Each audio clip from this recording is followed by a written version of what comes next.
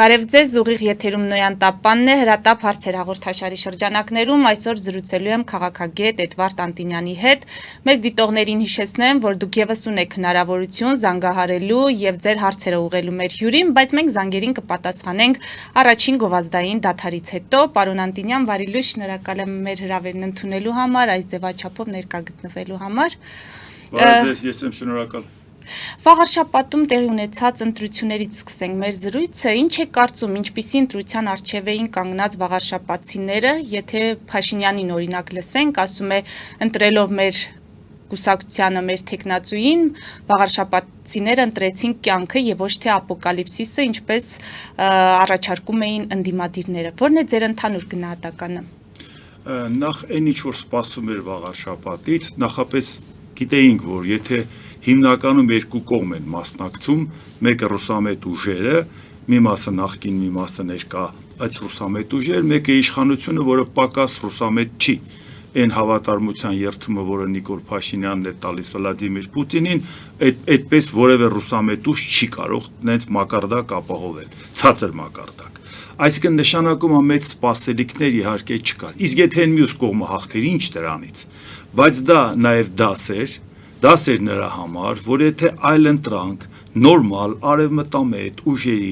չստեղծվի, այդ պարագայում հասարակության կեսից ավելին ջղայնացած տանը նստում է եւ չի մասնակցում։ Եվ իսկ եթե մասնակցի ում ընտրի, նրա համար հավասարապես անընդունելի է թե այն կողմը, թե այն մյուս կողմը։ Այսինքն դա նշանակում է, որ առաջիկա համապետական ընտրություններից առաջ, ինչքան որ ասել ենք, որ եկեք համախմբման հարցերը լուծենք, ով կարող է այդ ձևաչափը անի, ես ի վիճակի լինեմ, ես կանեմ, մեկ ուրիշը կանի, ես իրան կմիանամ, նպատակը մեկն է, ստեղծենք հասարակության այդ շերտի սպասումները արդարացնենք, որովհետև այդ հասարակության կեսից ավելին գտնում է, որ մեր երկրի ապագան Եվրամիությունն է։ Իսկ հիմա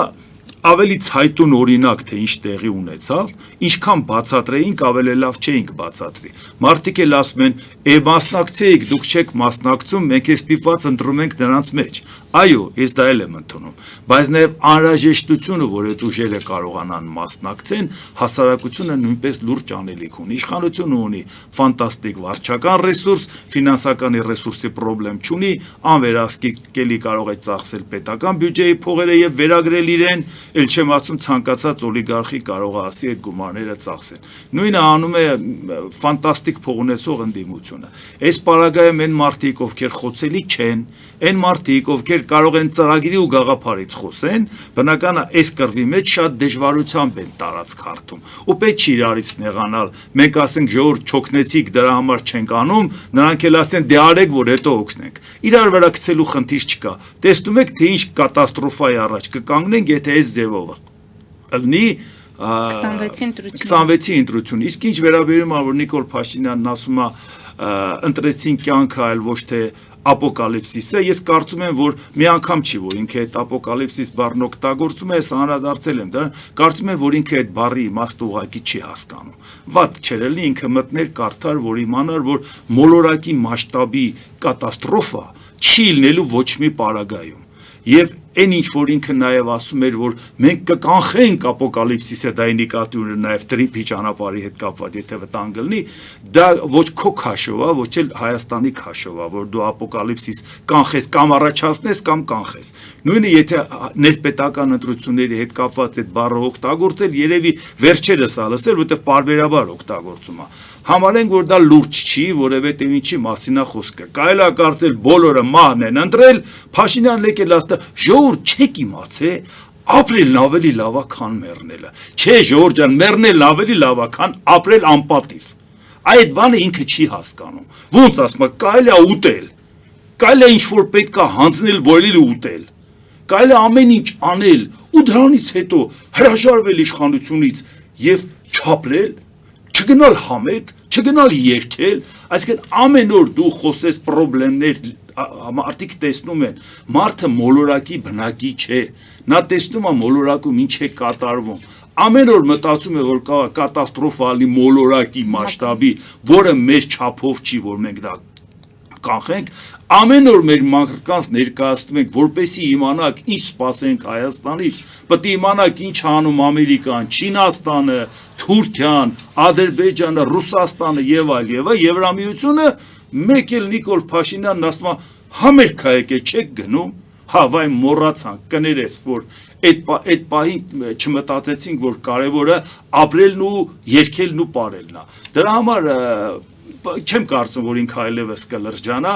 դա մեզ չի հաջողվի, դա մարդը այդ տեսակն է,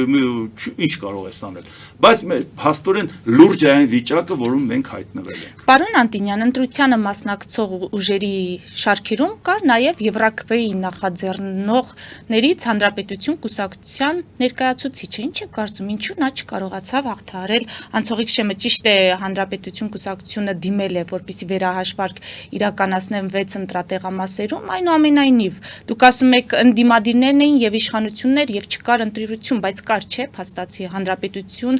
կուսակցության կողմից տեխնացու, որը իդեպ վաղաշաբաթցի է։ Այսպես նայեք, ինչ ենք ասում։ Եթե լինում է այլընտրանք, պետք է լինի այլընտրանք, թե այս իշխանությանը, թե նախկին իշխանությունների, կամ ռուսամետ ընդդիմությանը, եւ միևնույն ժամանակ չի կարելի Նիկոլ Փաշինյանի արբանյակ ուժերին կամ Ռոբերտ Քոչարյանի, Սերժ Սարգսյանի արբանյակ ուժերին իրանցից տարանջատել։ Երևանյան ընտրությունները, ասում ենք, որ պետք է չլինի ոչ Երևանյան ընտրություն, ոչ Գյումրի։ Երևանում ինչ եղավ, ընդդիմադիր ձայները տարան միացան իշխանությանը։ Գյումրիում ինչ եղավ։ Արդեն այդ նույն ուժը,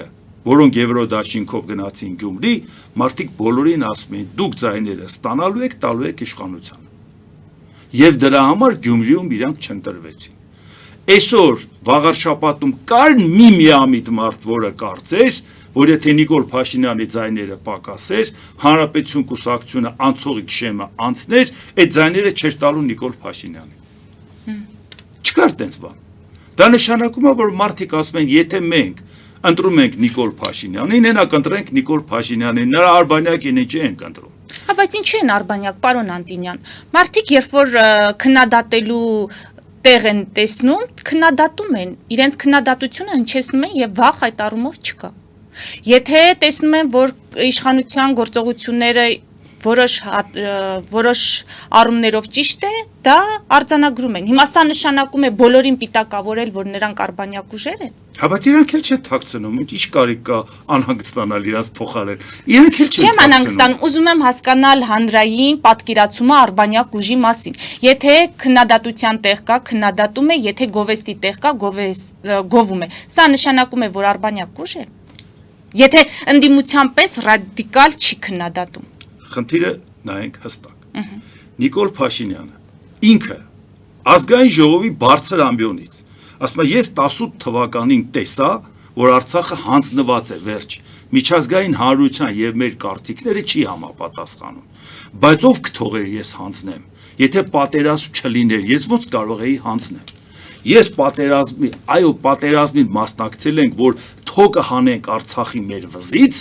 որպեսզի Հայաստանը փրկենք։ Եվ այդ պարագայում այս նույնը կհանձնեինք առանց զոհերի։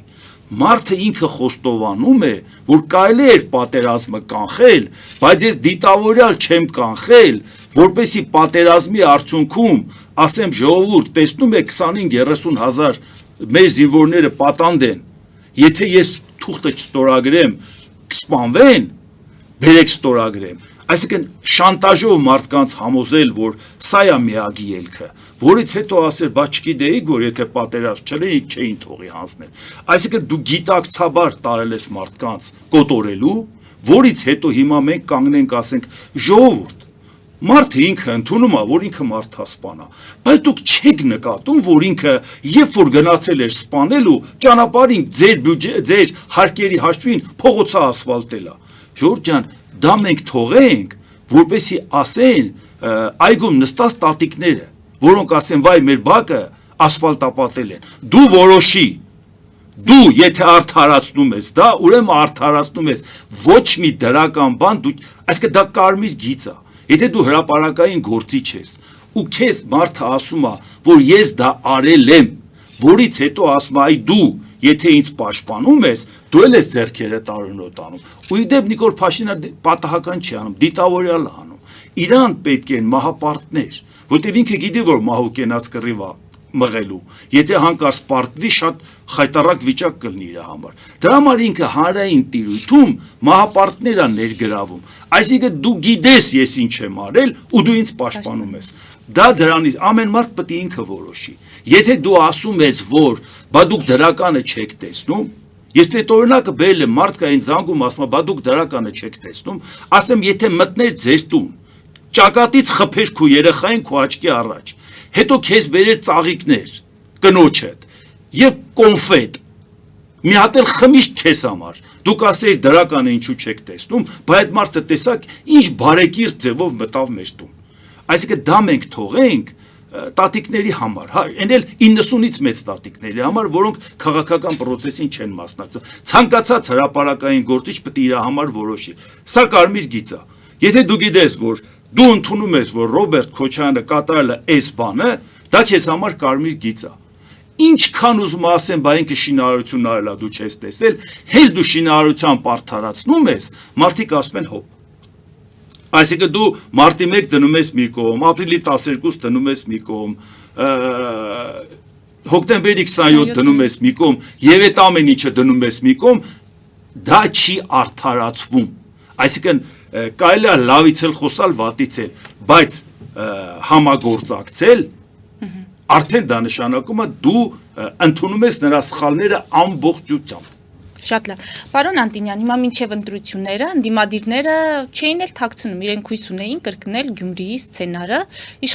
իշխանականներն էլ այսպես ասած այդ սցենարով վախեցնում էին ընտրողներին։ Հիմա ձեր կարծիքով ինչու չհաջողեցին ընդդիմադիրները այդ սցենարը կրկնել։ Էջմիածնում ռուսամետները ավելի քիչ են։ Չէ, խնդիրը դա չի։ Իշխանությունը դասեր քաղեց Գյումրիու ընտրություններից, ընդդիմությունը ոչ։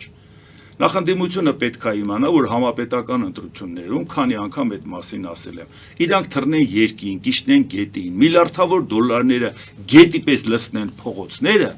հասարակության մեջ 30%-ից ավել ձայն իրանք չունեն։ Չկա այդ էլեկտորատը, որը գտնում է Հայաստանի ապագան Ռուսաստանն է։ Առավել ևս թե ինչի մեջ է ներքաշված Ռուսաստան-ուկրաինական պատերազմ։ Առավել ևս, որ իրանք վերջի շանսը, վերջի հաղթաթուղթը, որ փորձել էին համոզել Դոնալդ Տրամփին, որ իրանց աջակցի։ Հիմա կամած Դոնալդ Տրամփը մի քիչ արևմուտքի ճնշման տակ, մի քիչ երկրի ներսում, որ ասում են, ինչ ես անում, մի քիչ կասկածներ, որ հանի ի վերջո մեջից այդ վախը Ռուսաստանի նկատմամբ որպես միջուկային տերություն եւ սերը Պուտինի նկատմամբ։ Հանի եւ կոնկրետ քայլեր ա։ Հիմա այդ կոնկրետ քայլերն արվում են։ Ռուսաստանի էներգետիկ ենթակառուցվածքները շարքից հանում են։ Դուք տեսնում եք այդ երկրում ինչա կատարում, մենք ամիսներ հետո ավելի վատ վիճակ է լինելու։ Մեր ռուսամետ գործիչները մեր հասարակությանը համոզելու են, որ մեր ապագան Ռուսաստանն է։ Դա ասում ենք չի լինելու դա, իրար հետ համագործակցեք, իրար հետ մրցակցեք, դուք չունեք այդ ձայնը։ Հիմա իրանք վաղաշաբաթում հասկացան, որ այդ ձայնը չունեն։ Հասկացան, որ հիմա մրցում է գնում, ով պետք է ապահովի Փաշինյանի ընտրությունը։ 2018 թվականին դա արեց Սերժ Սարգսյանը իր ձևով։ Նիկոլ Փաշինյանին բերեց իշխանության։ 2021 թվականին Սերժ Սարգսյանը Ռոբերտ Քոչարյանն արեց իր ձեռքով։ Հիմա այդ երկուսը այլևս մոդա չեն։ Նրանց ինչքան ուզում է վերակենդանացնեն, դեղեր տան, բան անեն, դրանցով հասարակությանը չես վախացնի։ Հիմա կգա մեկ ուրիշը կանի իր ձևով, որպեսզի Նիկոլ Փաշինյանը վերարտադրվի։ Ըստ էության եկավ Սամվել։ Նպատակը մեկն է, ինչպես օգնենք Փաշինյանը վերարտադրվի։ Եթե դուք չեք պատկերացնում, որ արևմտամետ 50% ավելի էլեկտորատը, եթե որևէ մեկը այդտեղ կարողանա այդ մարդկանց սպասումները արդարացնի, վստահություն առաջացնի, կարևորը դա է։ Թե չէ ձայները կա, բայց չեն վստահում են մարդկանց, ովքեր դաշտ են մտնում, չէ, կամ չեն կարողանում նրանք ձևավորել այդ ուժը։ Այդ պարագայում ոչ իշխանությունը, ոչ ռուսամետ ընդդիմությունը չեն կարող 50% ձայն ստանալ։ Այդ նրանց սխալն է, որ իրանք նորից իրանց ասպարեզ գցեցին, Նիկոլ Փաշինյանն ասեց, տեսեք, գալիս են։ Ժողովուրդ ջան, հասեք, դեմներն առեք։ Եվ հետո բոլորը հայտարարեցին, որ բերեք իրար հետ միանանք ընդդեմ իշխանությանը։ Հենց դա էլ իշխանությանը պետք էր։ Հիմա այդ իշխանությունը այդ սխալը իր դաս քաղեց, ընդդիմությունը չքաղեց։ Հիմա ընդդիմությանն ասում ենք, «Էդ էիք ուզում, ժողովուրդ ջան»։ ասեք, որ դուք ուզում եք Փաշինյանը ընտրվի, Դափնին վերցնեք, տնեք ձեր գլխին։ Ինչ եք իզուր դերասանություն անում, թե դուք պայքարում եք Նիկոլ Փաշինյանի դեմ։ Պարոն Անտինյան, Փաշինյանն այս ընտրություններով ասում է քաղաքացիները լիցք տվեցին, նոր լիցք տվեցին մեզ մաքրելու, սրբելու վեհարանը կաթողիկոսից իրենց բնորոշմամբ Կտրիչ Ներսիսյանից։ Իսկապես վաղարշապատցիները իրենց քվեարկությամբ այս արտոնությունը տվեցին իշխանությանը գործող։ Նախ, եթե մենք աշխարհիկ պետություն ենք, սահմանադրորեն ամրագրված, որ աշխարհիկ պետություն ենք, եկեղեցին անջատ է պետությունից, ավելի աբսուրդ բան, քան դու գնացել ես համայնքապետ ես ընտրում, որով պայմանավորում ես հոգևոր առաջնորդին տեղ ուղարկել, իսկ մի րոպե ամենայն հայոց կաթողիկոսի նստավայրը միշտ էջմիածնում ա եղել, բա Նիկոլ Փաշինյանը մի հատ գիրք բացի կարդա։ Այսինքն ամենայն հայոց կաթողիկոսի նստավայրը կարող է լինել ցանկացած տեղ։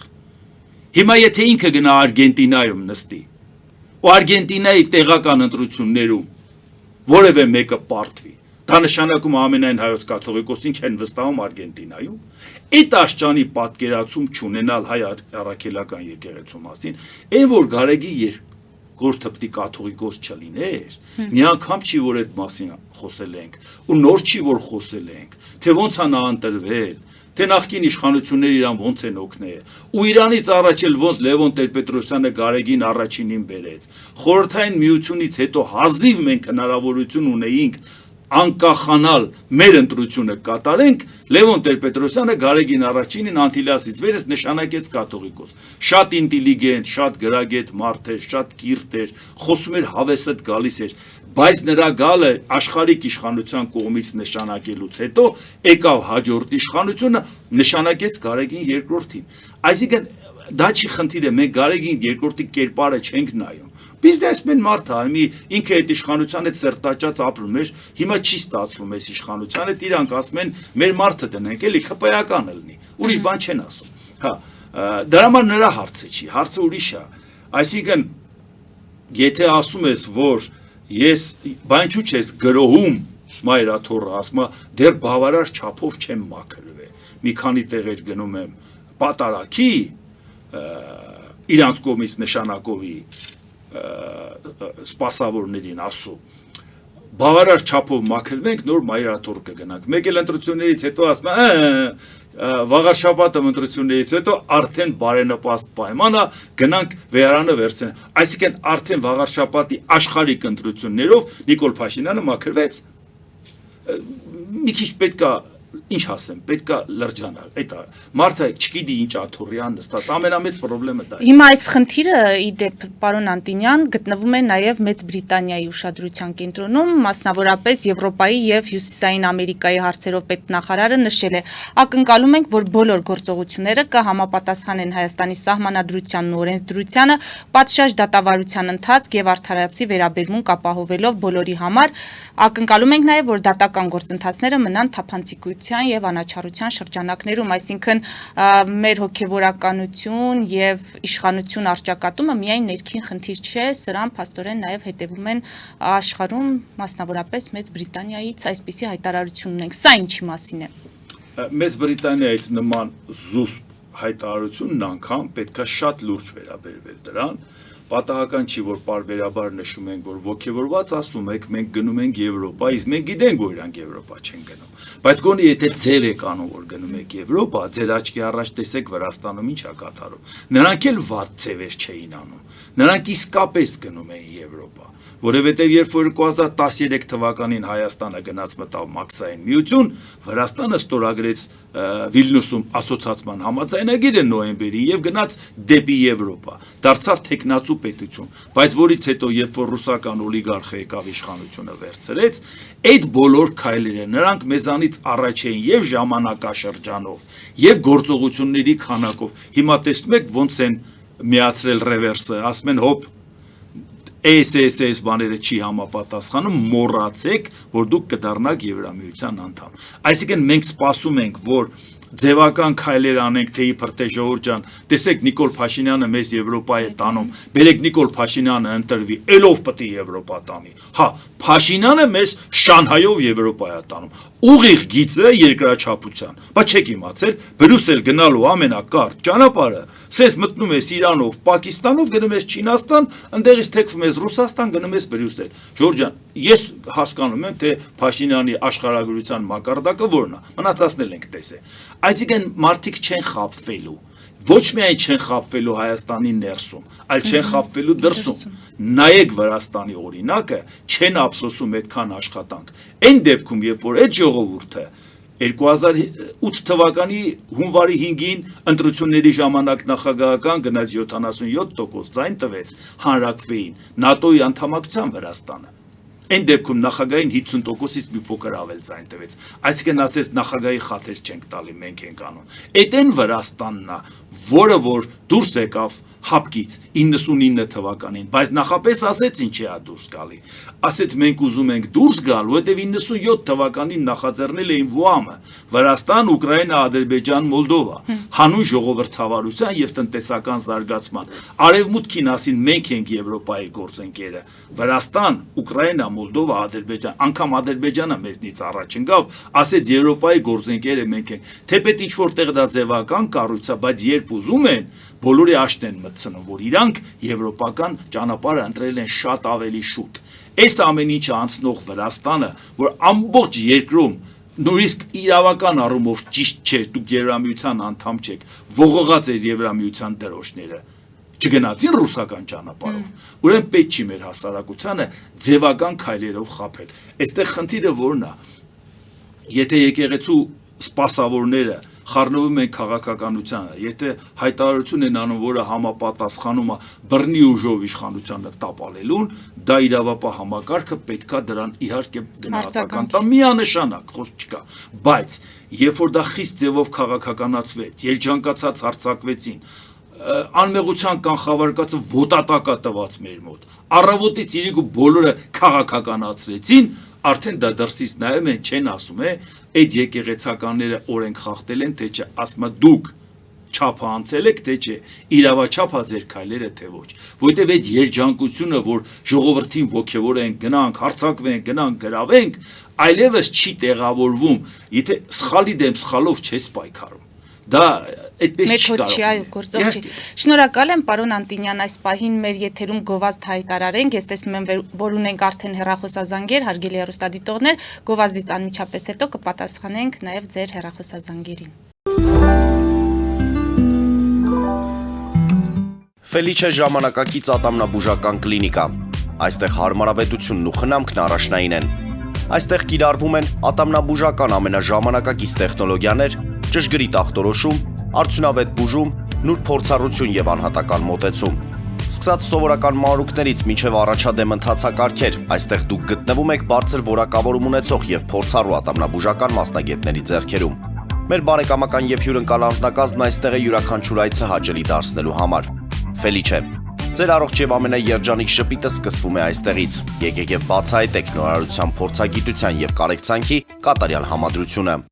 Վաճառվում է գերմանական հնաոճ դաշնամուր 1892 թվականի արտադրության ֆոն Մուրբախ, գտնվում է գերազանց վիճակում, կինը 15000 ԱՄՆ դոլար։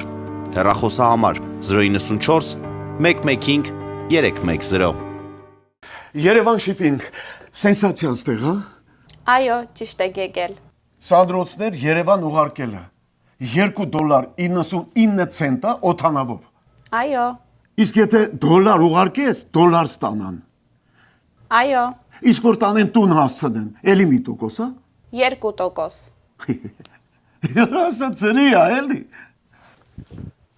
Ժողովուրդ սենսացիա, ծրի է։ Նորթ Հոլիվուդ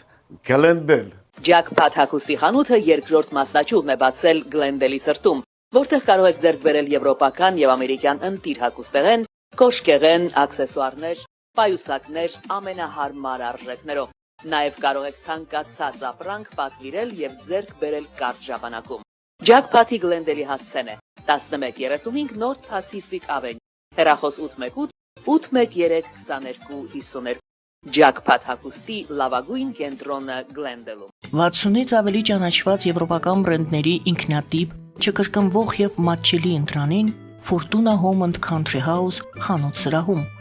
Նորաոճ սպասք եւ կահույք հորեկա բնագավառի համար, տեքստիլ տնտեսական ապրանքներ, ամեն ինչ գեղեցիկ կյանքի համար։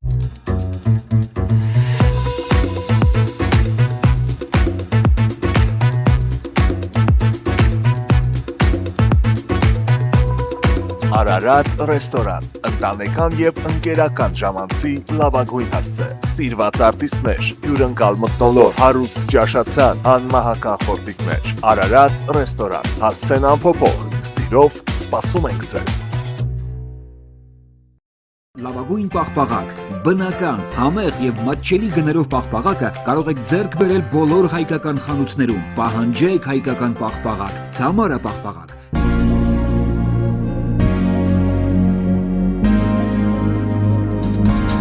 Տպագրեք ձեր գիրքը Նոյան տապան տպագրատանը, ինչպես նաև թերթեր, ամսագրեր, բուկլետներ եւ այլն։ Հասցեն քաղաք Երևան, Իսահակյան 28 առաջին հարկ։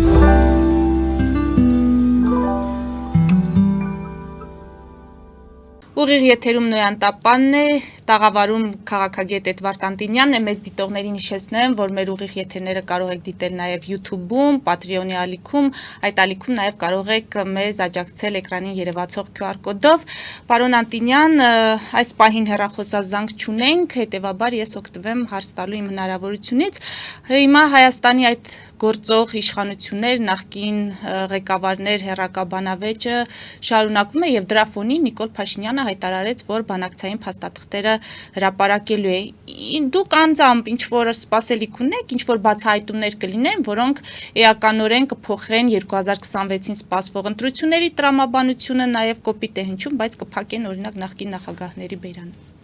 Այսպես ասեմ, չեմ կարծում, որ այդ բանակցություններում կա այնպիսի մի բան, որը պետքա օգնի նախկինների բերանը փակել, կամ էլ թե չէ օգնի Նիկոլ Փաշինյանի բերանը փակել, որտեղ երկուսի բերանն էլ փակվող չի, նրանք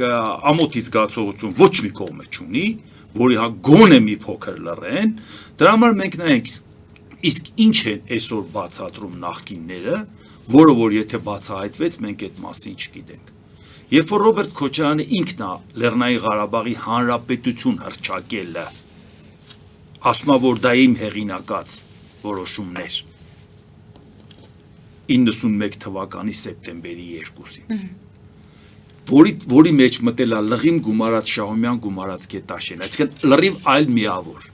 անկախ նրանից դա ճիշտ էր թե սխալ, որովհետև կարող է չգնային անկախության ճանապարհով, այլ գնային այն ճանապարհով, որ 89 թվականի դեկտեմբերի 1-ին վերամիավորման որոշում կար Լղիմի եւ Հայաստանի։ Եթե Ադրբեջանը ինքը օգոստոսի 30-ին հռչակել է իր անկախությունը, այն էլ ավելին, մենակ անկախությունը չի հռչակել, ինքը հիշատակել է, որ Ադրբեջանի դեմոկրատական հանրապետության ժառանգորդն է 18-ից 20 թվականների եւ համարել է Ռուսաստանին օկուպանտ, այսինքն ինքը օկուպանտից ազատվելու համար ընտրել է ոչ թե այսօր իր անկախությունը հռչակում, այլ ինքը ասում է, որ շարունակում է իր անկախությունը, օկուպացիայից դուրս է եկել։ Հիմա դրանից հետո Ռոբերտ Քոչարյանը մտածել այս ինչ լավ առիթ է, Ադրբեջանը իր անկախությունը հռչակել է օգոստոսի 30-ին, մենք սեպտեմբերի 2-ին էլ մենք էլ մեր անկախությունը հռչակենք, հետո էլ կանգնում ասում են Արցախը երբեք չի եղել անկախ Ադրբեջանի կազմը։ Բայց մի րոպե, 91 թվականի մարտի 17-ին, որ խորհրդային միությունը պահպանելու համար հանրակրվե եղավ, որին Հայաստանը չի մասնակցել, որին մասնակցել է Ադրբեջանը, եւ Ադրբեջանը 93.3%-ով քվեարկել է պահպանել ԽՍՀՄ, որից հետո այդ որ իրավական ակտով ինքը իր անկախությունը հռչակեց, որը չհակասեց իր հանրակրվեին։ Այսինքն եթե դու արդեն քո ժողովուրդը ընտրել է պահպանել խորհրդային միությունը, բայց քո գերագույն խորհուրդը դրանից հետո որոշել է անկախանալ, Արցախը լրիվ լեգիտիմ իրավունք ուներ ասել, ես քո հետ ճանապարհ չունեմ։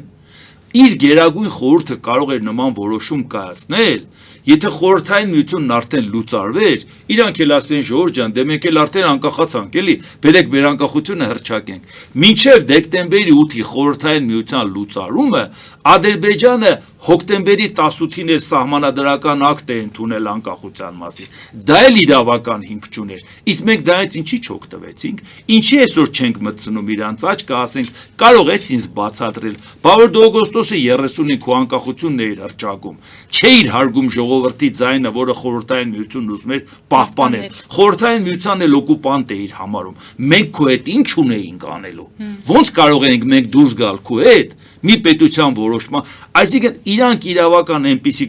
հաղթաթուղթ էին մեզ տվել, որի դեպքում նույնիսկ մեր այն սխալը գնանք միավորման ճանապարհով թե անկախության, կարող ենք հարցը լուծել, իսկ ինչ արեց Քոչարյանը, գնաց 2007 թվականի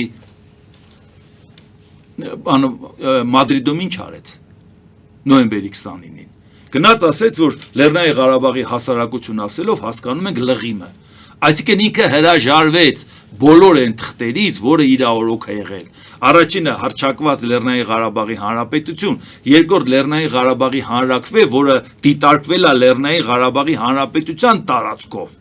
եւ որ եղել է դեկտեմբերի 10-ին, եւ հունվարի 6-ին, երբ որ Լեռնային Ղարաբաղում հռչակվեց Լեռնային Ղարաբաղի պետական անկախությունը։ Դու այս 3 փաստաթուղթը զրոյացրեցիր, երբ որ գնացիր ասեցիր, որ Լեռնային Ղարաբաղի հասարակություն ասելով հասկանում ենք լղիմը։ Այսինքն սա Քոչարյանի արածն էր, որ մենք գիտենք, երբ որ ինքը 99 թվականի նոյեմբերի 18-ին Ստամբուլում Եվրոպայի անվտանգության խարտիան ստորագրել Իրան հարցրեցին լրագրողները, բա ոնց ես ճանաչում Ադրբեջանի տարածքային ամբողջականությունը, ասում Արցախը երբեք չի եղել անկախ Ադրբեջանի կազմում։ Բա Արցախը Ադրբեջանի կազմում չի եղել։ Ընդհանուր պետության մասին ոնց էիր խոսում դրանից հետո։ Մեղրի հետ փոխանակել ոնց էիր խոսում դրանից հետո։ Այսինքն մենք սա ունենք, չէ՞, ի՞նչ է նոր բացահայտվելու, որը մենք չգիտենք։ Հետնել ասում է, որ Հայաստանն է հրահրել պատերազմը։ Չէ, Հայաստանը որ հրահրել է պատերազմը ինքը ասում է, հարցնայը որ ախր այդ բանը Նիկոլ Փաշինյանն էլ է ասում։ Այսինքն Չէ, բայց օբյեկտիվորեն պարոն Անտինյան, Հայաստանը իսկապես հրահրեց պատերազմը։ Ախր գիտեք հարցը որն է, Ադրբեջանը նպատակ ուներ պատերազմ սկսել,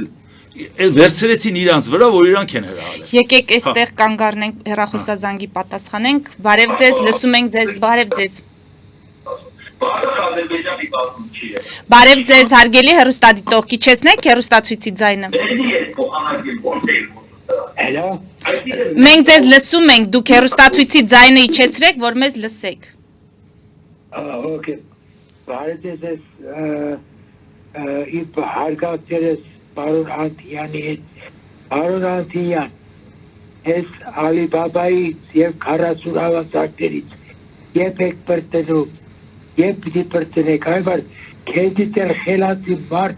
չկա, արի նստի ես աթորին, վերջանակ ես ամեն իչից այվար տաղկատության մեջ ես թեշ ժողովուրդ է տաղկատության մեջ ապրում, փոշակարուները հացի փող չունեն, նոր տարիա գալի միս չեն կարում առնեն, ես ընկել ենք ես Ալիբաբայի 40 ավազարդերը հալանում են մեր երկիրը։ Շնորհակալ ենք հարգելի հեռուստադիտող։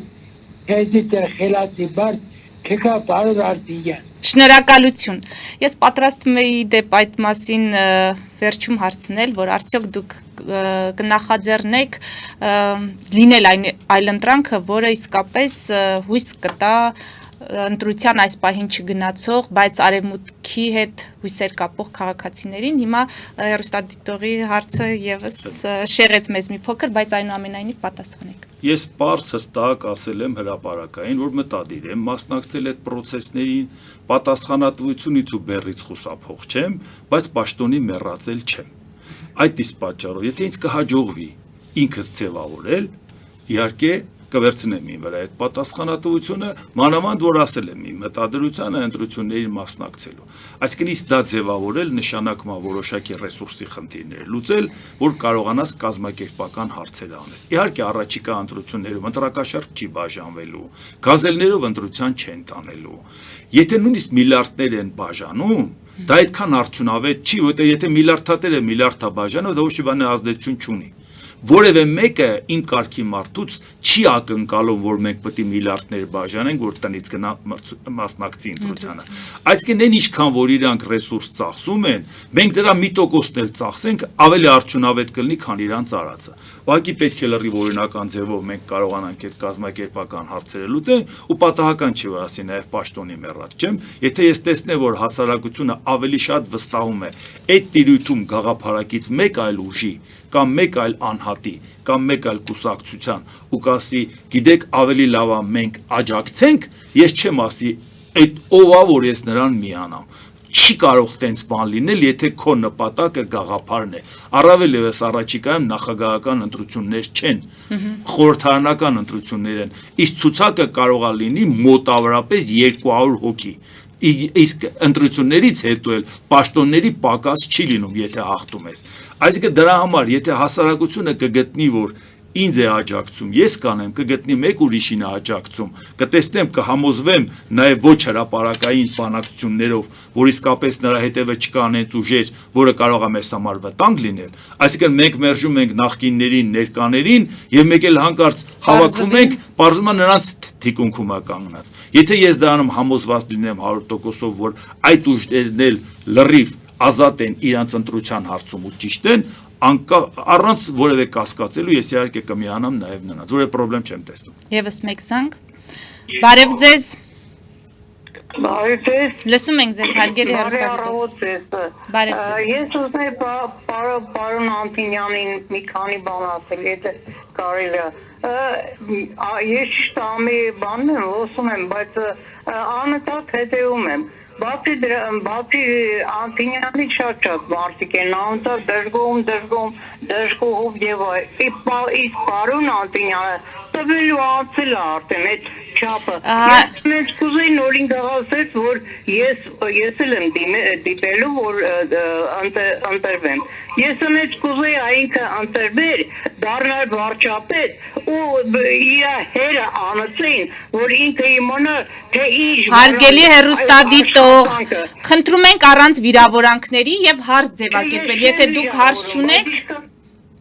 Եթե հարց չունեք, ձեր դիտարկումը հասկանալի է։ Չէ, ես հարց չունեմ, մեր մարդը հարցում է, որ խոսած դուք էլ լսում եք։ Իսկ ես որ մի բան եմ ուզում ասեմ, ուզում եք անջատեք։ Չէ, դուք վիրավորում եք, հարգելի հեռուստադիտող, մենք խնդրում ենք դուք եթերը հարգեք։ Այ ջանս, ես ասում եմ թող ինքը դառնա, որ ուզում։ Շատ լավ, հասկացանք դիտարկումը, բայց կարելի է ավելի կոռեկտ, շատ շնորհակալ ենք, ձեզ լավ օր։ Լսում ենք, պարոն Անտինյան։ Նախ հարցը նա է, որ եթե Լոս Անջելեսում ինքը շատ ավելի լավ գիտի Հայաստանում ինչ է կատարվում, որի պատճառով ինքը շատ անհանգիստ է Նիկոլ Փաշինյանի համար, կարծում եմ, որ մենք մեծ հաճույքով իրան կընդունենք Հայաստանում, որովհետև անդաստիրակների կարիք մենք շատ ունենք Հայաստանում։ Եթե մարդը զանգում է մեկին եւ ասում է, որ իր հերը անեցեն, իսկ իմ հայրը մահացած է, տիկին անդաստիրակ, ես սովորաբար կանանց հասցեին այդպես չեմ խոսում, այդպիսի օրինակ բերել առավել եւս խոսում է նրա մասին, որ այո ինքը կարող է գա եւ ինքը անդամագրվի քաղաքացիական պայմանագիր կուսակցությանը։ Շատ վատ տիրույթ տարավ մեզ մեր հեռուստադիտողը իրականում, բայց խոսքը հետեւյալի մասին է. արդյոք հեշտ չի կողքից քննադատել գործող իշխանությանը, որի ուսերին դրված է իրականության մեջ շատ մեծ ու ծանր բեռ, պարոն Անտինյան, եւ արդյոք երբ որ մենք օբյեկտիվորեն որպես զուտ քաղաքացի մենք ինքներս մեզ հարց տանք, եթե հայտնվենք այդ աթոռում, արդյոք մենք իսկապես կկարողանանք մեր պատկերացրածներին համապատասխան քաղաքականություն վարել եւ ըստ այդմ մնալ արժանապատիվ։ Շատ լավ։ Մի հատ հարց հասկանանք, մարդիկ աշխատում են, 10 տարի աշխատել է Ռոբերտ Քոչարյանը, Սերժ Սարգսյանը, հիմա էլ 7 տարուց ավել Նիկոլ Փաշինյանը եւ ցանկանում է էլի աշխատել։ Ասում են խոսելը հեշտ է։ Մարդիկ ապրում են պալատներում, աշխատում են պալատներում, գնում են միջազգային հանդիպումների պալատներում, իրանց մակարդակը տեսնում եք, բա որ խոսելը հեշտ է։ Ռոբերտ Քոչարյանը 10 տարում չի խոսալ չսովորեց։ Սերժ Սարգսյանը սովորեց, թե Նիկոլ Փաշինյանը։ Եթե խոսելը հեշտ է, բան չեն կարողանում խոսել։ Չեմ ասում է ծրագրերից խոսեն, մարդկային նորմալ խոսեն, հիմա նայեք։ Ամերիկայի Միացյալ Նահանգներում պաշտոնաթող նախագահն ինչ է անում։ հիմնադրամներ են ստեղծում, գրադարաններ են բացում, եւ այնտեղ իրանց մտքերն են, իր կյանքի ընթացքում մտքեր, մարդիկ վերցնում են գրքեր, կամ թեկուզ Մեծ Բրիտանիայում Չերչիլն էս ասեց, Դե Գոլը Ֆրանսիայում էս ասեց, Ամերիկայում էս ինչ է, հիմա մենք եկեք երկուսով նստենք, 3 պաշտոնյաների մասին, բերեք իրանց բոլոր մտքի գոհարները հավաքենք, ամոթու գեդինը կմտնենք, Ռոբերտ Քոչյանի մասանդրանենք հիշելու, Սերժ Սարգսյանի Յայիրոկն ու Խիարը թարցբուսնելը, Նիկոլ Փաշինյանին էլ չասեմ, Անենց օրինակներ ավելում անհամկամ եթերում անհարմար է կրկնելը։ Այսինքն բավոր խոսալը հեշտ է, ինչի չեն կարողանում խոսալ։ Այն դեպքում, երբ որ այսքան տարի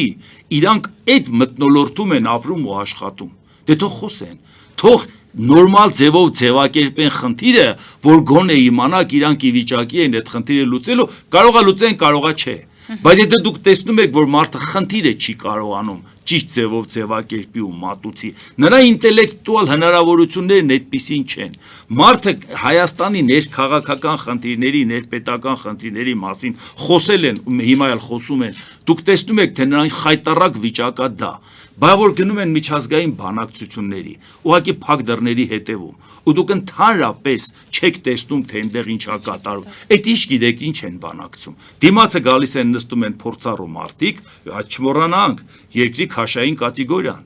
անհամեմատ գերազանցումը, թե բնակչության թիվը, թե տարածքը, այդ մարդիկ նստում են, իրանք լսում են իրանց կառույցներին, ուղեղային կենտրոններին։ Ուղեղային կենտրոնները բերում են այդ մարդկանց, ովքեր իրանց քաշով ավելի մեծ են, նստում են մեր պաշտոնյաների դեմը, որոնք բոբիկ են գլխից։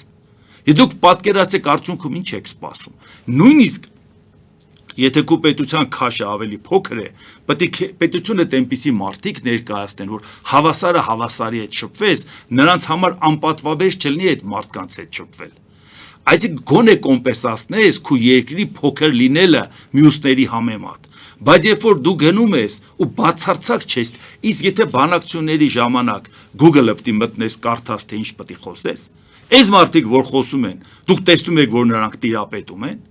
ինչ որ մի իրադարձություն կատարվում է, 50 պաշտոնյա անդրադառնում է, մի քանի օրվա ընթացքում ինքը իրան հակասող կարծիք հայտնում, 100 կարծիք են ունենում։ Սա լսող մարդը կհավատա այդ իշխանության քայլերին։ Հիմա կրակն է ընկել Պարոն Անտինյան, մեր ժողովուրդը, որ 2018 թվականին հեղափոխություն արեց, հույս ունենալով, որ իսկապես այդ անարդարության մթնոլորտը կվերանա, երկրում արդարություն կհաստատվի,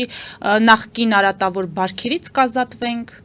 Հիմա տեսեք, շատ ալնում մարդիկ ասում են։ Հիմա անընդհատ մեղադրական այդ բանը կա հանրության հասցեին։ Հիմա մեղավոր էին, որ դուրս եկան փողոց եւ փոփոխություն իրականացրեցին։ Երբեք չի կարելի մեղադրել, որ մարդիկ ազնվորեն դուրս են եկել փողոց։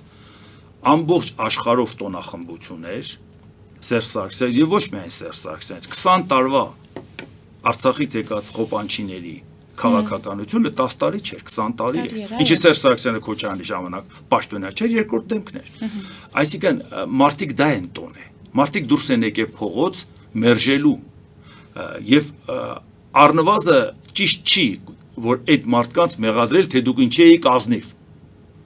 Բայց մենք այսօր խոսում ենք ոչ թե ինչու եք դուք 18 թվին խաբվել, այլ մենք խոսում ենք իսկ դուք 25 թվականին, երբ որ հետադարձ հայացք եք գցում, 18 թվականին թե տեսնում եք այդ ոնց եղավ որ եկան իշխանության, այդ ոնց իշխանությունը հանձնեցին, պատերազմի հետ կապված ինչ եղավ, Փաշինյանը ինչ հայտարարեց պատերազմից հետո, ինչ արվեց եւ այլ, այսինքն եթե դու 18 թվականին ես Նիկոլ Փաշինյանին ընտրել, լավ է սա, ես հեղափոխությանը չեմ մասնակցել, ոչ էլ Նիկոլ Փաշինյանին որևէ ընտրությամբ ընտրել եմ, բայց ես դրական եմ համարել այդ փոփոխությունը։ Ես ո՞ւս կարող եմ մարդկանց մեղադրել մի բանի համար, որ նրանք ազնիվ են եղել։ Բայց ես ասում եմ, բայց ժողովուրդ ջան, 18-ից մինչև այսօր այսքան բանը տեսնելուց հետո, կամ այսքան բանը, որ ջրի երեսա դուրս եկել Ռոբերտ Քոչարյանի ու Սերժ Սարգսյանի հետ կապված։ Եթե դու կանգնած ես Ռոբերտ Քոչարյանի ու Սերժ Սարգսյանի կողմը, դու այլևս խաբված չես։ Դու պարզապես հանցակից ես։ Եթե դու կանգնում ես 7.5 տարի հետո ու այս բոլոր բաները տեսնելուց հետո ասում ես ես ընտրել եմ 18-ին, 26-ին էլ կընտրեմ, ուրեմն դու այլևս խաբված չես։ Դա քո ընտրությունն է։ Ուրեմն իմացի, որ այդ ընտրությամբ դու քո երեխայի ապագան ես ընտրում։ Ու տեսեք վատը որն է, մարդը 18 թվին ընտրել, իր երեխայի համար ապագա է ընտրել։ Նա չի ուզում իր երեխան գրագետ կիրթ մարդկանց լսի։ Նա չի ուզում գրագետ խոսք լսի իր երեխան, որ իր երեխան իրան չմեղադրի։ Այսինքն բալիկ ջան, դու էլ վատին լսի, որպեսի հանկարծ չասես հայրիկ, մայրիկ, բա դուք էսին չեք սրանց հետ։ Այսինքն սա է հարցը։ Ծնողը միշտ ուզեցել է երեխան իրան անցնի։ Ծնողն ուզեցել է ասել է ես մի քիչ վատ եմ սովորել, թող երեխաս ավելի լավ սովորի։ Ես տանջվեմ ինքը լավ սովորի։ Այսօր կանգնում է երեխային ուզում ասի, չէ դու գործ չունես։ Դու որպեսի չմեղադրես թե ինչ ենք Փաշինը։ Դու երեխայիդ ապագայի համար Փաշինյան ես ընտրում, ուրիշի վրա մի գցի։ Պարոն Անտինյան, այնուամենայնիվ վերադառնանք իմ այն հարցին։ Ռոբերտ Քոչարյանը հասկանում է, երբ հայտարարում է, որ Հայաստանն է հրահրել պատերազմ։ Դրա հետևանքները թեկուզ միջազգային արձագանքի տեսանկյունից, Ադրբեջանից սպասվող հարձակումների տեսանկյունից գիտակցում է, հարցս հիշեք, հեռուստադիտողին պատասխանենք, հետո շարունակենք։ Բարև ձեզ։ Բարև ձեզ, հարգելի հեռուստադիտող, մենք ձեզ լսում ենք։ Ես հարցնեմ պարոն Անտինյանին։ Լսում ենք ձեզ։ Սոցիալական տեսմեք, բայց ես հետևում եմ հեռուստացույցին, խոսում են, լավ։ Ես ուզում եմ հարցնեմ, պարոն Անտինյան, եթե դուք ընտրվեք վարչապետ, դուք արդյոք ունեք մշակված ծրագիր սոցիալական անապահով խավի եւ թոշակառուների վերաբերյալ, որոնք հանդիսանում են անվտանգության եւ ռազմավարական լուրջ խնդիր։ Արդյոք ունեք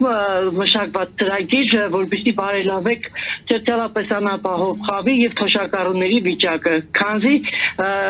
երկրում թոշակառուն քաղաքացին թոշակի անցնելու ժամանակ արդեն վայելում է ապահով կյանքը։ Շատ լավ, շնորհակալ ենք, հարգելի հեռուստադիտող։ Նախ Հայաստանը իր սահմանադրությամբ գրել է, որ ինքը սոցիալական պետություն է։ Եթե սոցիալական պետություն գրում ես,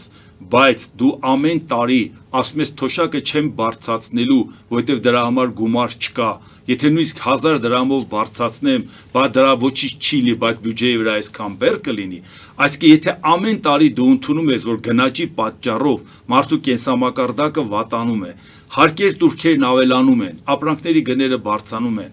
եւ այդ պարագայում դու թոշակը չես վերանայում, այսինքն դու սոցիալական պետություն լինել չես կարող։ Դու քո ծրագրով այլևս մերժում ես սահմանադրական նորմը, որ բացատրում եք, որ ժողովուրդ ջան, բա ոնց կարող ենք թոշակը բարձրացնել։ Եվ խնդիրը սա է, որ եթե մարդիկ իրենց առաջ խնդիր դնեն, որ ինչպես պետք է անեն կենսաթոշակառուի վիճակը լավացնեն, հասարակության բարոյական մակարդակը որոշում է, թե ինչպես է այդ հասարակության վերաբերմունքը ծերերի եւ երեխաների նկատմամբ, այսինքն հասարակության անպաշտպան, խոցելի շերտի նկատմամբ։ Եթե մենք տեսնում ենք այդ վերաբերմունքը, հիմա իրանք իհարկե նախընտրական կփորձեն նաև ասեն, որ 65-ից բարձր տարեքի մարդկանց հետ կապված իրանք նաև անվճար բժշկություն կանեն, այդ անվճար բժշկությունը իհարկե պետք է եւ շատ ընդունելի է, միանշանակ, այդ դուք ասեցիք արտասահմանում, մարդը նույնիսկ եթե մի ժամ անգամ չի աշխատել որևէ արևմտյան երկրում, բայց մարդը գնում է այդ պետություն, եթե նույնիսկ նրան թոշակ չեն տալի, որովհետև ասում են դու մեր մոտ չես աշխատել, բայց տալիս են այնքան նպաստ, նրա առողջական խնդիրները լուծում են, սննդի գումար են տալի, պահողի փող են տալի, որովհետև ասում են եթե դու եկել ես մեր երկիր, դու կարգավիճակ ես ստացել, նույնիսկ եթե չես աշխատել այս երկրի համար, դու չպետք է սովամահ լինես։ Եթե այդ կարգավիճակը քեզ տվել է, ընդհանրենք Միացյալ Նահանգները, ուրեմն դու պետք է արժանապատիվ կարողանաս ապրես։ Մենք այս խնդրը ունենք, որ ձեզ հարցը այն էր, որ դուք եթե հավակնություններ ունենաք մասնակցելու ընտրություններին, դուք այս առումով մշակված կամ պատկերացումներ ունեք, թե ինչ ուղղությամբ պետք է գնալ։ Ուղղակի ասեմ, որ այն մասնագիտությունը, որը ես ստացել եմ, ես տնտեսագիտական կրթություն եմ ստացել, շատ ժամանակ ես այդ թեմաներից չեմ խոսում, որովհետև մարդկանց չեմ ցանկանում ներքաշել տերմինների մեջ եւ այլ, դա պետք չի որ այսօր այդ ծրագիրը ունենաս։ Դու քո պատկերացումը քո մեջ նստած է, ինչպիսի պետություն ես պատկերացնում, իրավական, սոցիալական, ժողովրդավարական։ Այսինքն դա այնպես չի, որ դա մի առանձին բան է, որ ասեք, այ բերեք թոշակառուների մասին այսպես մտածենք։ Եթե դու համապարփակ ունես ծրագիր, քո երկրի ապագան ինչպես ես տեսնում, դրա մեջ այդ ամեն ինչը տեղավորվում է։ Զանգ ունենք, պարոն Անտինյան, բարև ձեզ, հարգելի հեռուստադիտող։ Լսում ենք ձեզ։ Երբ որ Նիկոլ Փաշինյանը դառնում էր վարչապետ, լրատվամիջոցները ոչ մի բան չէին պատմում նրա իսկ իրական դեմքի մասին, նրա գրած գրքերը, նրա արտահայտությունները։ Օրինակ արտասահմանում մենք լրիվ ատեղյակ էինք, թե ինչ է իրենց ներկայացնում Նիկոլ Փաշինյանը։ Այս քննադատությունը վերաբերում է նաև Նոյան Տապանին։ Դուք ոչ մի անգամ Նիկոլը երբ որ դառնում էր վարչապետ, նրա մասին ոչ մի բան չէիք պատմում։ Դա սերևույթին վերևից հրահանգ էր և դուք ոչ մի բան չէիք ասում նրա մասին։ Հարցն է, որ լրատվամիջոցները սերևույթին միշտ հետևում են իշխանություններին, կատարում են նրանց հրամանները։ Ես ցավում եմ, որ դուք Նոյան Տապանի մասով այդպիսի տպավորություն ունեք, բայց ամեն դեպքում ձեր հարցը հղեք։ Ո՞րն է ձեր հարցը։ Իրոք տպավորությունը ուրիշ բան է, ես փաստից եմ խոսում։ Նոյան Տապանը երբևէ որևէ հաղորդում արել է Նիկոլի իսկական դեմքի մասին։ Չի արել։ Այդ իմաստով սա տպավորություն չի, սա փաստ է։ Ես չգիտեմ դուք ինչ եք պատկերացնում, ինչ տարբերակով պետք է լրատվամիջոցները բացահայտեն ձեզ համար Նիկոլ Փաշինյանի դեմքը, բայց ես ձեզ կարող եմ վստահեցնել, որ Նոյան Տապանը երբևէ որևէ հրահանգի չի ենթարկվել եւ հրահանգ չի ստացել, գոնե թե Նոյան Տապանի կենսագրությունը եւ անցած ճանապարհին հետևող մարդիկ դա վստահաբար կարող են ասել եւ իմ խոսքերը հաստատ արժանահավատ են։ Պարոն Անտինյան, հիմա ամեն դեպքում եզրափակենք իմ հարցով, որը ինձ համար կոնկրետ շատ կարևոր է։ Քոչարյանը գիտակցաբար է Հայաստանին մեղադրում պատերազմ հրահրելու մեջ։ Տեսեք, Ադրբեջանը սանձազերծել է պատերազմ, Ադրբեջանը հարձակվել է Արցախի վրա, Հայաստանը պարտավոր էր մասնակցել պատերազմին, որովհետև 89 թվականի դեկտեմբերի 1-ի որոշում, որը ամրագրված է նաև մեր սահմանադրության մեջ, իհարկե սահմանադրության մեջ ավելի ուշ է եղել, քան հարձակվել են սահմանադրությունը 95-ին, բայց արդեն այդ փաստաթուղթը կար։ Մենք հանձնառու էինք Արցախի անվտանգության համար։ Հիմա Ադրբեջանը չի ընդունել Արցախի որոշումը, Արցախի որոշումը եթե միջազգայինորեն չի ընդունվում կամ վիճարկում է դու ինչ ես զորքով մտնում Արցախ, այդ ժամանակ Հայաստանը պետք է մասնակցեր։ Բայց տեսեք ինչ է ստացվում։ Ադրբեջանը ագրեսոր է։ Ադրբեջանը այն աշճանի ագրեսոր է, որ Միացյալ Նահանգների պես երկիրը նրա նկատմամբ սանկցիա կիրառում 907 բանաձևը, որ ասում է այդ ագրեսոր պետությանը մենք չենք ֆինանսավորել։ Հարցը նա չի Ադրբեջանը փող ունի թե չէ, որ նրան ֆինանսավորեց։ Ագրեսոր պետությանը մինչև վերջերս Տրամպը որոշեց դահանի։ Ինչու համար, որովհետև Նիկոլ Փաշինյանն էլ արդարացրեց, որ Ադրբեջանը ագրեսոր չի։ Ասում մենք գիտեինք, որ դա մերը չի։ Մենք չպետք է 91-ին մտնեինք այնտեղ։ Ես ստացվեց այնպես, Ռոբերտ Քոչարյանը, Սերժ Սարգսյանը, նաև Նիկոլ Փաշինյանը դրեցին արդարացրեցին Ադրբեջանի ագրեսիա։ Մենակ Քոչարյանն արել։ Բայց Փաշինյանի արածը, որ ասում են ինչ գործ ուներ հայկական զորքը Արցախում։ Մենք Արցախ գնացել էինք կռվեինք, որպեսզի Հայաստանը կործանեինք։ Այսինքն ասում են մարդիկ, ովքեր Արցախում կռվում էին, նրանց նպատակն էր Հայաստանի պետականությունը վերացնել։ Այսինքն այս կարգի բան ասելը կամ կանգնել ազգային ժողովի բարձր ամբիոնից ասել, դե մենք որ չկռվեինք, ով կթողեր հանձնեինք։ Կանգնում ես ասում ես Արցախը Հայաստանը եւ վերջ, երբ որ ասում ես 18 թվին ես գիտեի որ պիտի հանձնենք։ Կանգնում ասում ես 2.5 միլիարդ նախկիներից փող պետք է հավաքենք, որպեսզի զինենք բանակը նոր պատերազմ, նոր տարածքներ։ Դա տեղավորվում է քո ասացի մեջ, որ դու Արցախը պատրաստում ես հանձնել։ Այսինքն փաստաբանություն արեցին Ալիևին եւ Ռոբերտ Քոչարյանը, եւ Սերժ Սարգսյանը, եւ Նիկոլ Փաշինյանը, եւ մեր նախագահ Վահագն Խաչատուրյանը, որն ասեց 91 թվից են Արցախը հանձնած, ինչ եք խոսում։ Այսինքն իրանք ապացուցեցին, իրանք աշխարհին ասին, որ ժողովուրդ ջան, մենք ենք եղել ագրեսոր, բայց խեղճ Ալիևը ինչ աներ, սահմանադրական կարգն է վերականգնել։ Եվ անգամ ցուցումներ տվեց, անգամ պատմեցին, որ հայկական զորքն է եղել, երբեք Հայաստանը պաշտոնապես չի հաստատել, որ Հայաստանը զորք է ունեցել Արցախում։ Ստեից գնացել են ծառայելու, գրանցումից դուրս եկեն, դե գրանցվել են։ Երբեք դա չի հաստատել, բայց հաստատեցին, որ այո, հայկական զորքն է այնտեղ եղել, այո, մենք այս զորքը մտցրել ենք, հիմա էլ այս զորքը կհանենք եւ այլ եւ այլ։ Այսինքն այս հարցում պատահականություններ լինել չեն կարող։ Ուղղակի շարունակում են սպասարկել Ադրբեջանին մաքրել, ագրեսորի կերպարից հանել եւ դա քսել Հայաստանի վրա։ Եվ դրա գինը այդ խաղաղությունն է հարաբերական կամ չգիտեմ գուցե երկարաժամկետ խաղաղությունն է դրա գինը։ Թե նման պայմաններում հնարավոր չէ խոսել։ Այս ձևով խաղաղության ինչպես են գնում, կարելի է հայտարարել խաղաղություն, անընդհատ խոսել խաղաղության մասին, բայց եթե դու գտնում ես, որ այդ խաղաղությունը մեզ երաշխավորում է Ալիևը կամ Տրամփը, նախ Տրամփը անվտանգության երաշխիքներ չի տվել, այդ ճանապարհը չխառնենք իրար հետ։ Եթե նույնիսկ այդպես էր, ինքը 8 պատերազմ կանխել էր։ Այդ 8 պատերազմից մենք չենք տեսնում Թայլանդի ու Կամբոջայի հետ։ Մենք չենք տեսնում, որ Հնդկաստանն ու Պակիստանն ասին ընկեր, մենք քո հետ ընդհանրապես կապ չունենք մեր պատերազմը դադարեցնել։ Այսինքն մենք չենք տեսնում ինչա կատարվում Իսրայել եւ Գազայի հարցը լուծվել է։ Այսինքն հույս դնել դրա վրա լուրջ չի։ Եվ երկրորդը, եթե դա այդպես չի, Ալիևին ասում են դուք չեք հավատում խաղաղությանը, ուրեմն դուք պատերազմ եք ուզում։ Ասում ենք լավ, իսկ Ալիևին դուք հավատում եք։ Ալիևը կանգնում ասում Հայաստանը մեր պատմական տարածքն է։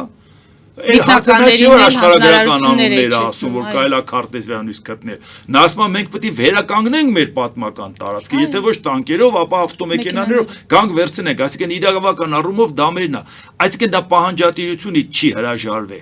Այն Ադրբեջանը, որը պահանջատիրությունից չի հրաժարվում, նույն Ալիևին Փաշինյանն ասում է, այս որ խաղաղություն է խոստացել, հավատացեք, եթե չեք հավատում, ուրեմն դուք պատերազմ եք ուզում, այս որ ինքը ասում է Հայաստանը քու տարածքն է, այ դրան մի հավատացեք։ Այդտենց չի լինում, դա նույն Ալիևի մասին է խոսքը։ Դրա համար մարդիկ չեն հավատում երկու դեպքում էլ։ Շնորհակալ եմ պարոն Անտինյան, մեր եթերաժամանակը մոտենում է ավարտին։ Մեզ դիտողներին հիշեցնեմ, որ հրատապ հարցեր հաղորդաշարի շրջանակներում զրուցում էի քաղաքագետ Էդվարդ Անտինյանի հետ։ Մեր ուղիղ եթերները կարող եք դիտել YouTube-ում եւ Patreon-ում, նաեւ այդ հարթակում աջակցել մեզ էկրանին երևացող QR կոդով։ Մենք շարունակենք հետևել զարգացումներին եւ ձեզ ներկայացնել իրադարձությունները։ Շնորհակալություն, մինչ նոր հանդիպում։